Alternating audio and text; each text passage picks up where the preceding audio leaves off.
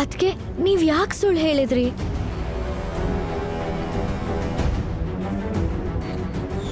ನನ್ನ ಹೂವಿನಂತ ಬೊಂಬೆ ಮದ್ವೆನ ಆ ಗುಂಡಾನಂತ ಸೂರಜ್ ಜೊತೆ ಮಾಡಿಸಿ ತುಂಬಾ ದೊಡ್ಡ ತಪ್ಪು ಮಾಡಿಬಿಟ್ಟೆ. ಅವಳು ತುಂಬಾ ಸಂಕಟ ಪಡ್ತಾ ಇದ್ದಾಳೆ. ಆ ಮನೆಯಲ್ಲಿ ಅವರು ದಿನ ಎಲ್ಲ ಅವಳ ಕೈಲಿ ನೇಗಿಲು ಎತ್ತಿನ ತರ ದುಡಿಸ್ತಾರೆ. ಅಷ್ಟು ಮಾಡಿದ್ಮೇಲೂ ಅವಳಿಗೆ ಬರೀ ಒಣಗಿರೋ ಸುಟ್ಟೋಗಿರೋ ರೊಟ್ಟಿ ಕೊಡ್ತಾರೆ. ನನ್ನ ಬೊಂಬೆ ತುಂಬಾ ಮೃದು. ಆ ಮನೆಯಲ್ಲಿ ಅವಳಿಗೆ ಹುಚ್ಚೆ ಹಿಡಿದು ಬಿಡುತ್ತೆ. ಮಗಳೇ, ಒಬ್ಬ ತಂದೆ ನಿನ್ನ ಹತ್ರ ಭಿಕ್ಷೆ ಬೇಡ್ತಿದ್ದಾನೆ. ನನ್ನ ಮಗಳನ್ನ ಮನೆಯಿಂದ ವಾಪಸ್ ಕರ್ಕೊಂಡ್ ಬಾ. ಹೆಂಡ್ತಿನ ಗಂಡನ್ ಅರ್ಧಾಂಗಿ ಅಂತ ಹೇಳ್ತಾರೆ ಕಾವ್ಯ. ಆದ್ರೆ ನಿಮ್ ಸೂರಜ್ ಅಣ್ಣ ಇದ್ದಾರಲ್ಲ, ನಮ್ ಈಶಾಗೆ ಅರ್ಧಾಂಗಿ ಅಂತ ಹೇಳೋದಾಗಿರ್ಲಿ, ಮದ್ವೆ ಆಗಿರೋದನ್ನೇ ಸುಳ್ಳು ಮಾಡ್ತಿದ್ದಾನೆ. ನಿಮ್ಮ ಅಣ್ಣ ಮತ್ತೆ ಆ ನರ್ಕ ನನ್ನ ತಂಗಿ ಈಶಾಗಲ್ಲ. ಅಲ್ಲವಳು ಯಾವತ್ತೂ ಖುಷಿಯಾಗಿರಲ್ಲ ಕಾವ್ಯ. ಆದ್ರೆ ಆರವ್, ಈಶಾ ಅತ್ಕೆಗೆ ಈ ಸಂಬಂಧನ ಉಳಿಸ್ಕೋಬೇಕು ಅಂತಿದೆ. ಅವರು ಅತ್ತೆ ಮನೆನ ಅವ್ರ ಮನೆ ಅನ್ಕೊಂಡಿದ್ದಾರೆ. ಯಾಕಂದ್ರೆ ಅವಳು ಮುಗ್ಧೆ ಕಾವ್ಯ. ಸಂಬಂಧಗಳಲ್ಲಿ ಪ್ರೀತಿ ಒಳ್ಳೇದು ಸತ್ಯ ಅಂತ ಹುಡುಕೋದ್ರಲ್ಲಿ ಅದೇ ಈಗ ಅವಳಿಗೆಲ್ಲ ಉಲ್ಟಾ ಹೊಡೆದಿದೆ. ನಿನಗೆ ಇದನ್ನ ಕೇಳಿ ಬೇಜಾರಾಗ್ಬೋದು ಕಾವ್ಯ, ಆದ್ರೆ ನಿಮ್ಮ ಅಣ್ಣ ಒಬ್ಬ ರೌಡಿ. ಮತ್ತೆ ನಮ್ಮ ಈಶಾ ಒಬ್ಬ ರೌಡಿ ಹೆಂಡತಿಯಾಗಿ ನನಗಿಷ್ಟ ಇಲ್ಲ. ಅರ್ಥ ಆಯ್ತಾ? ಸೂರಜ್ ಅಣ್ಣ ಮೊದಲು ಹೀಗಿರ್ಲಿಲ್ಲ. ಪರಿಸ್ಥಿತಿ ಅವ್ರನ್ನ ಒಳ್ಳೆ ಮನುಷ್ಯಯಿಂದ ಒಬ್ಬ ಗೂಂಡನ್ ತರ ಮಾಡ್ಬಿಡಿದೆ. ಇಲ್ಲ ಅಂದ್ರೆ ಸೂರಜ್ ಅಣ್ಣ ಅಷ್ಟು ಒಳ್ಳೆ ಗಂಡ ಈಶಾ ಅತ್ಕೆಗೆ ಸಿಗಕ್ ಚಾನ್ಸೇ ಇರ್ಲಿಲ್ಲ. ಒಪ್ಕೋತೀನಿ, ನಮ್ ತರ ಬಡವ್ರ ಮನೆ ಚಿಕ್ಕದಾಗೆ ಇರುತ್ತೆ. ಅಡ್ಜಸ್ಟ್ಮೆಂಟಲ್ಲೇ ಬದುಕ್ಬಿಡ್ತೀವಿ. ಕನ್ಸುಗಳನ್ನಲ್ಲ, ನೆಸೆಸಿಟಿನ ಫಸ್ಟ್ ಇಡ್ತೀವಿ. ಈಶಾ ಅತ್ಕೆ ಬಡವ್ರ ಮನೇಲಿ ಖುಷಿಯಾಗಿರಕ್ ಆಗ್ತಿಲ್ಲ ಅಂದ್ರೆ ಒಂದಂತೂ ಗ್ಯಾರಂಟಿ ಏನಂದ್ರೆ ನನ್ನಂತ ಹುಡುಗಿನೂ ನಿಮ್ಮನೇಲೂ ಖುಷಿಯಾಗಿರಕ್ ಆಗಲ್ಲ. ಖುಷಿ ಅನ್ನೋದು ಶ್ರೀಮಂತಿಕೆ ಅಥವಾ ಬಡತನದ ಮೇಲೆ ಡಿಪೆಂಡ್ ಆಗಲ್ಲ. ಬಟ್ ಆದ್ರೆ ನೀವ್ ಹಾಗೆ ಯೋಚನೆ ಮಾಡಲ್ಲ ಅನ್ಸುತ್ತೆ. ಸಾರಿ ಅದ್ಕೆ. ಕಾವ್ಯ ಬೇಜಾರು ಮಾಡ್ಕೊಂಬಿಟ್ಲು. ನಾನು ತಪ್ಪಾಗೇನಾದರೂ ಹೇಳಿದ್ನಾ?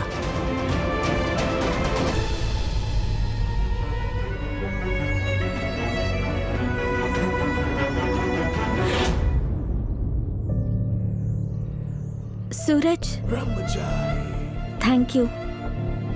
ನನ್ನ ಬಳೆನ್ ಕಾಪಾಡಿ ನನಗೆ ಹೆಲ್ಪ್ ಮಾಡಿದ್ದಕ್ಕೆ. ತಪ್ಪು ತಿಳ್ಕೊಳ್ಳೋದು ಒಳ್ಳೆ ವಿಚಾರ ಅಲ್ಲ. ನಾನು ಏನು ಮಾಡೋದೋ ಅದಾಗಲೇಬೇಕಾಗಿತ್ತು. ನೀವು ಮಾಡದಿರೋ ತಪ್ಪಿಗೆ ನಿಮಗೆ ಶಿಕ್ಷೆ ಸಿಗಬಾರ್ದು ಅನ್ನೋದು ನನ್ನ ಉದ್ದೇಶ ಆಗಿತ್ತು ಅಷ್ಟೇ. ಅಷ್ಟೊಂದು ಕಾಳಜಿ ಇದೆಯಾ? ಹೇಳಿದ್ನಲ್ಲ, ತಪ್ಪು ತಿಳ್ಕೊಳಕ್ಕೆ ಹೋಗ್ಬೇಡಿ ಅಂತ. ನಾನು ಸತ್ಯಕ್ಕೆ ಸಹಾಯ ಮಾಡ್ತಾ ಇದ್ದೆ, ನಿಮ್ಗಲ್ಲ. ಏನೇ ಆದರೂ ನಾನು ಸತ್ಯನ ಪಾಲಿಸ್ತಿದ್ದೆ, ನೀನು ನನ್ನನ್ನು ಕಾಪಾಡಿದೆ. ಹಾ, ಒಂದು ವಿಷಯ ಇದೆ, ನೀನು ಹೇಳೋದೊಂದು ಮಾಡೋದೊಂದು. Thank you.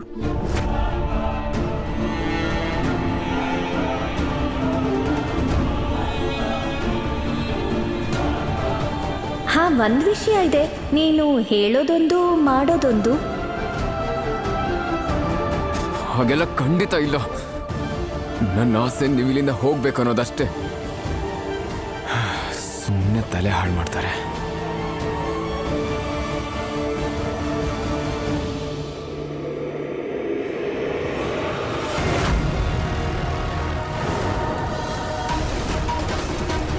ಈ ಪೆನ್ ಡ್ರೈವಲ್ಲಿ ನಮ್ಮ ಮದುವೆ ಫುಟೇಜ್ ಇದೆ ಅಲ್ವಾ? ಇದನ್ನ ನಾಶ ಮಾಡೋದೇ ನಮ್ಮೆಲ್ರಿಗೂ ಒಳ್ಳೆಯದು.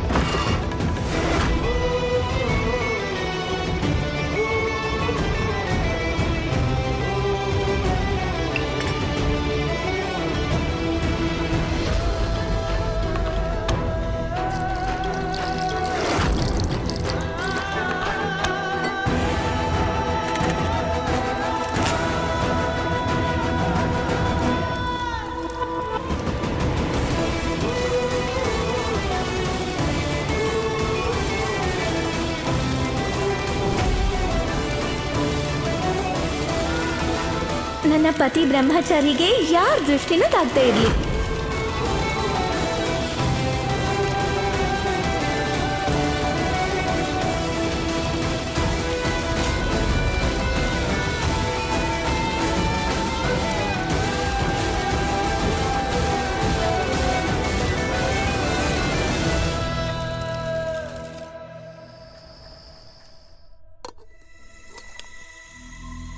ಅನುರಾಗ್ ಅವರೇ,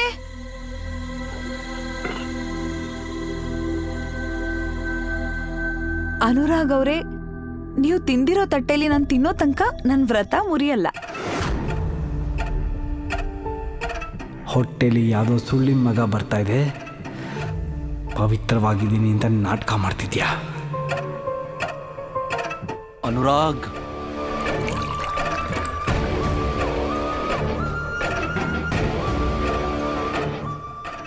ಒಂದು ವೇಳೆ ಇವಳು ಪ್ರೆಗ್ನೆನ್ಸಿ ಬಗ್ಗೆ ನಾನು ಅನುಮಾನ ತೋರಿಸಿದ್ರೆ ಅಪ್ಪಂಗೂ ನನ್ನ ಮೇಲೆ ಅನುಮಾನ ಬರುತ್ತೆ.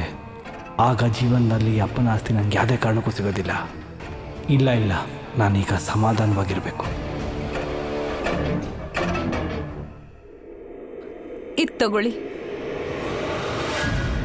ಅನುರಾಗ್, ಅನುರಾಗ್ ಅವರೇ,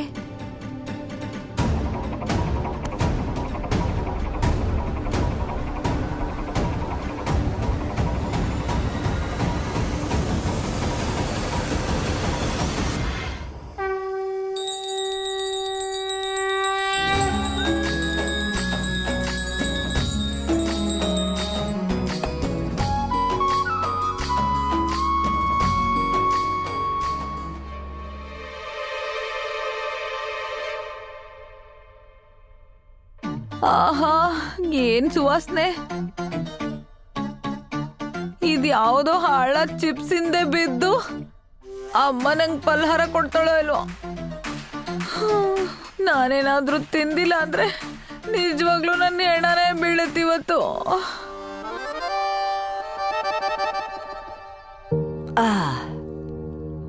ಉಡುಪಿ ಶ್ರೀಕೃಷ್ಣ, ನಾನ್ ಸೋತೆ.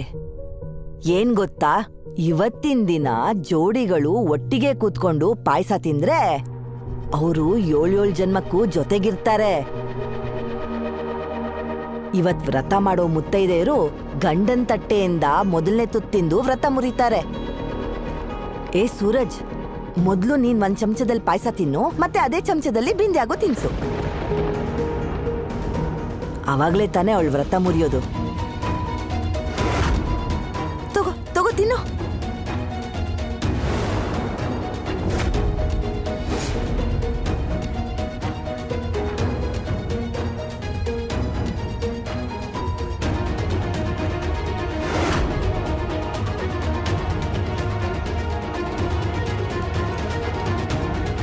ಶಬ್ಬಾಷ್, ಇವಾಗ ಬಿಂದ್ಯಾಕ್ ತಿನ್ಸು, ಇದೇ ಚಮಚದಲ್ಲಿ. ತಗೋ. ಹಾ, ಬೇಗ ತಿನ್ಸು, ತುಂಬಾ ಹಶ್ವಾಗ್ತದ.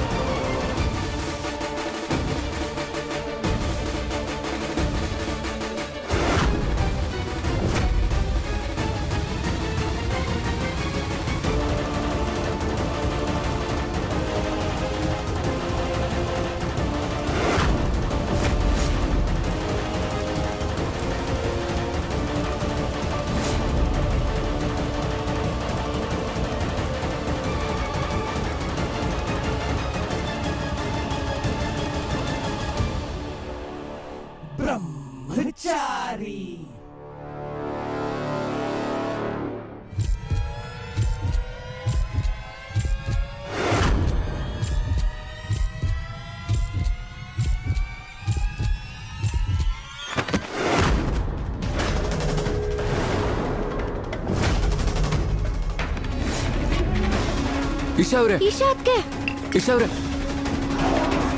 ಇಶಾ ಅವ್ರೆ, ಅಯ್ಯೋ, ಇಶಾ ಅವ್ರೆ ಎದ್ದೇಳಿ. ಕವ್ಯ ನೋಡು. ನೋಡು, ಈ ಮಹಾರಾಣಿ ಹಶ್ವಿಂದ ತಲೆ ಸುತ್ತ ಬಿದ್ದೋದ್ಲು. ನಾನು ಏನಾದ್ರೂ ಅಶ್ವಿಂದ ತಲೆಗೆಲೆ ಸುತ್ತ ಬಿದ್ದೋಗಲ್ವಾ? ವ್ರತ ಮಾಡೋದ್ ಬೇಡ ಅಂತ ಹೇಳಿದ್ದೆ ನಾನು, ಆದ್ರೆ ಎಲ್ಲಿ ಮಾತು ಕೇಳ್ತೀರಾ? ಮಾಡಿದ್ರಿ. ಇವಾಗ ನೋಡಿದ್ರೆ ತಲೆ ಸುತ್ತ ಬಿದ್ದಿದ್ದೀರಾ. ನನ್ ಏನ್ ಮಾಡಿ ಟೈಮ್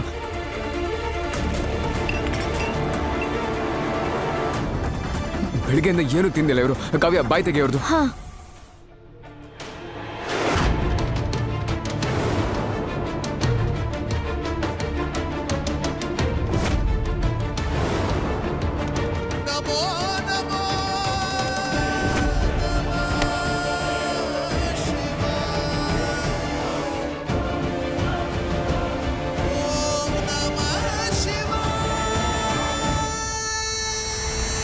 ಅದಕ್ಕೆದು ಮೊದಲನೇ ವ್ರತ ಪೂರ್ತಿ ಆಯ್ತು. ಹಾ, ಅವ್ರ ವ್ರತ ನೀವು ತಿನ್ಸಿದ ಪಾಯಸದಿಂದ ಮುಗೀತು.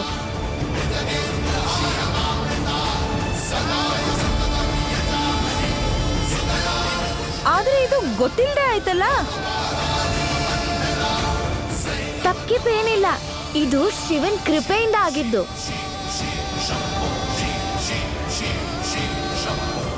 ನನಗ್ ಗೊತ್ತಿರಂಗೆ ಈ ವ್ರತನ ಮನ್ಸಿಂದ ಮಾಡಿದ್ರೆ ಈ ವ್ರತ ನಿಲ್ಸಕ್ಕೆ ಯಾರಿಂದಾನೂ ಸಾಧ್ಯ ಇಲ್ಲ. ಸುಮ್ನಿರಿ ನೀವಿಬ್ರುನು. ನೀವಿಬ್ರದ್ದು ಅತಿ ಆಯ್ತು.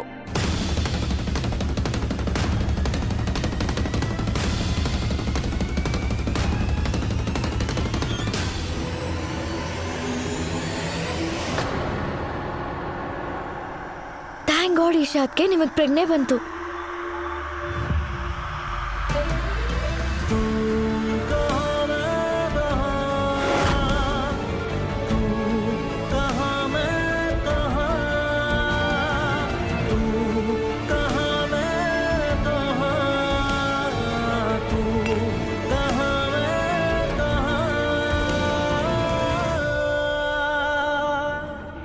ಕೂತ್ಕೊಳ್ಳಿ.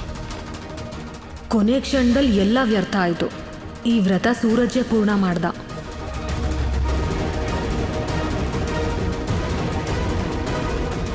ಈ ವ್ರತ ಪೂರ್ತಿ ಆಯ್ತು ಅಂದ್ರೆ ಸೂರಜಿಂದ ನನ್ನನ್ನು ಯಾರೂ ದೂರ ಮಾಡಕ್ಕಾಗಲ್ಲ.